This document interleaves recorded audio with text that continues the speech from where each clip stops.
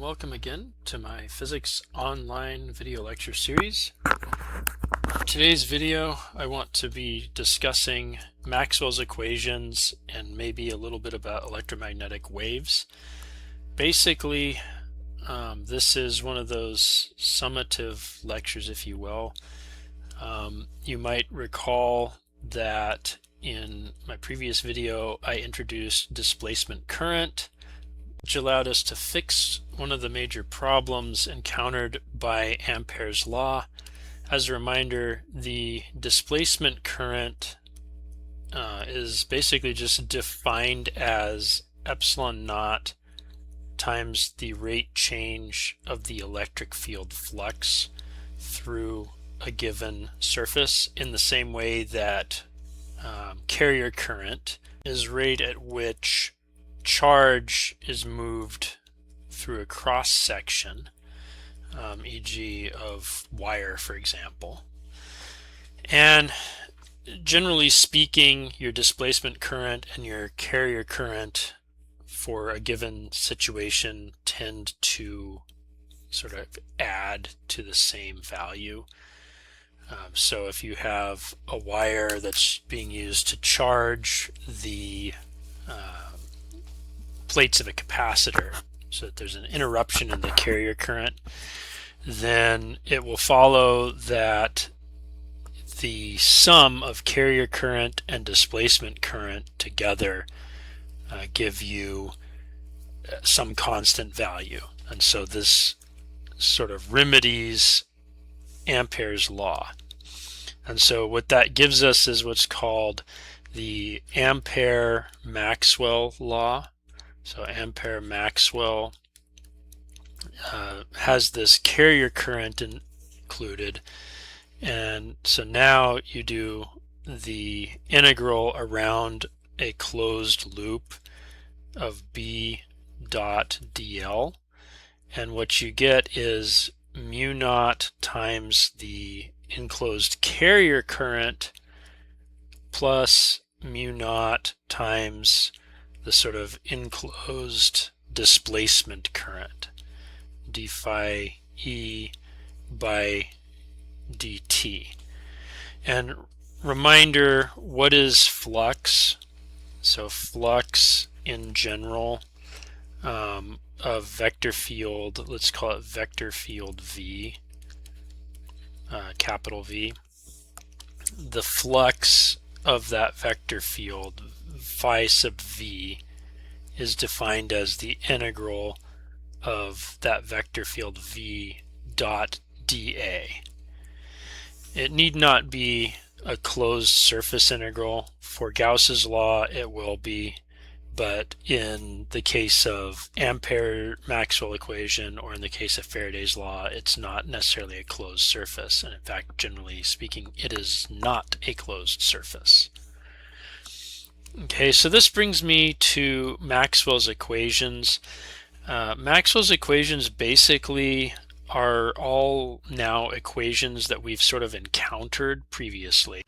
They generally end up being kind of listed in this order. First we take Gauss's law for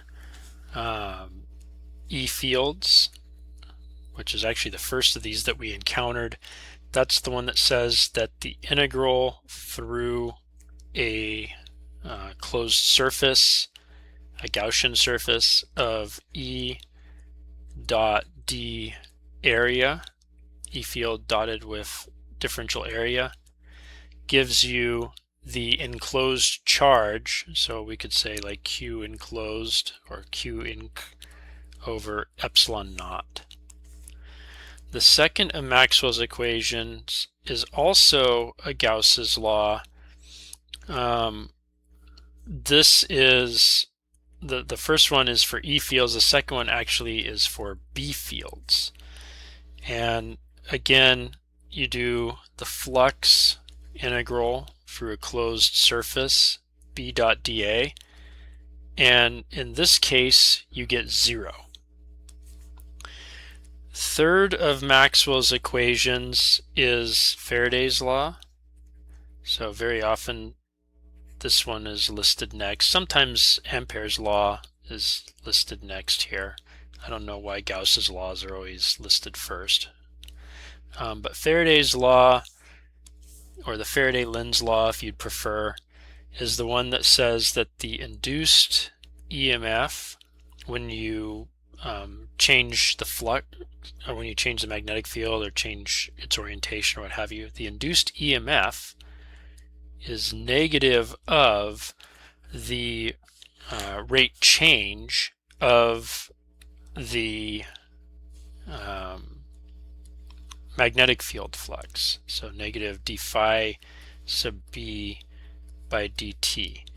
Now it's worth noting that this Faraday's law can actually be rewritten, because recall that EMF and voltage drops can be given. A delta V is given as the integral of E dot dl, or negative of that integral. If you want to get an EMF, the EMF is actually given by a closed path integral of E dot dl. So what this basically means is that the integral of E dot dl along a closed path is equal to negative of the rate change of the magnetic field. Okay, and then the fourth of Maxwell's equations is the Ampere-Maxwell equation, or Ampere-Maxwell law, which I just wrote on the previous slide. And so that is the one where we do an integral, path integral of a closed path B dot dl. And what we get is mu naught times I, the carrier current, plus mu naught times epsilon naught d phi E by dt, or in other words, the displacement current. Okay, so these are Maxwell's equations. Sometimes these are kind of lumped together with one other kind of important law. This is what's called the Lorentz force. And I always sort of mess up the spelling and pronunciation of this guy because there's a lot of physicists named Lorentz with various spellings and pronunciations. This one is L-O-R-E-N-T-Z, Lorentz. The Lorentz force is basically the total force applied to a particle, a charged particle, by the presence of E and B fields. So sometimes it's written as F sub L, and it's given by Q times the E field strength plus Q times the velocity crossed with the B field strength. Now these four equations that are Maxwell's equations combined with this Lorentz force collectively give you basically all of classical electromagnetism. Everything that you do in classical electromagnetism is basically reducible to one or more of these, let's say, 5 equations, or derivable from one or more of these 5 equations. The Lorentz force basically describes what kind of force the fields are going to apply. Maxwell's equations basically govern the fields themselves. When I say Maxwell's equations governs E and B fields, electric and magnetic fields, in some sense this is really just telling us how are these produced, how are E and B produced or generated.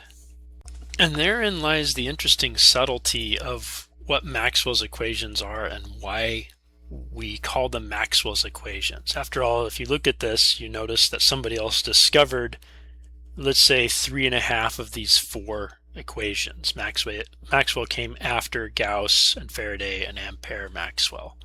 well, he came at the same time as Maxwell, but he came after Gauss and Faraday and Ampere. So why are we calling them Maxwell's equations? And the answer is these are basically telling us how electric and magnetic fields are produced.